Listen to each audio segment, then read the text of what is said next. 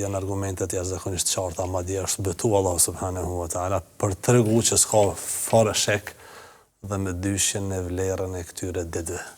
Wal fajri wa layalin ashr, pasha agimi dhe pasha 10 netet, pra shumica e mufassirinëve, komentatorëve të Kuranit janë pajtimit se qëllimi i këtij ajeti është pikërisht janë edhe ditët e para të muajit Dhul-Hijja.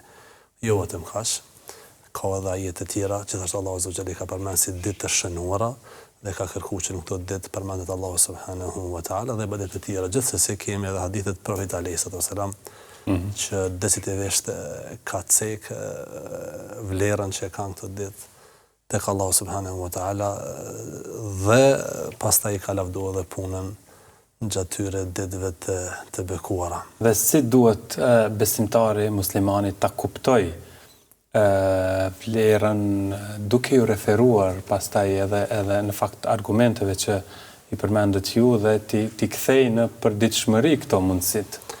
Po sikurse çdo mundësi që i jepet besimtarit, ai duhet të jetë i vëmendshëm që t'i shfrytëzojë, sepse këto vërtet nuk janë mundësitë e vogla.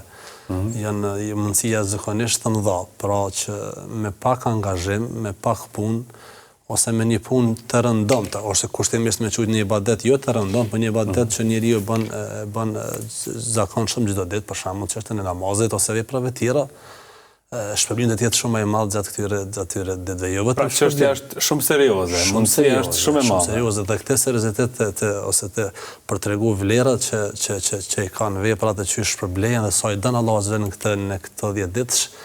E ka sqaruar profeti alayhi salatu wasalam me një hadith që transmeton Ibn Abbas radiallahu ta'ala anhu, i cili ka thonë nuk ka ditë në cilat vepra e mirë është më e dashur te Allahu subhanahu wa ta'ala se sa këto 10 ditë.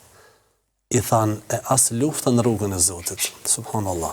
Sepse të sahabët dhe besimtarët mbashën ditë se lufta e shajt, pra kur bëhen për hir të Zotit, për kauzën e drejtë të vërtet, ai ka një vlerë të lartë, sepse do sakrificën e madhe, shpirtin e madhe në kështu me radhë. Tha profeti sallam as lufta në rrugën e Zotit përveç atij personi që shkon në luftë vetë dhe pasurinë me bashkë me pasurinë dhe nuk kthehet fare.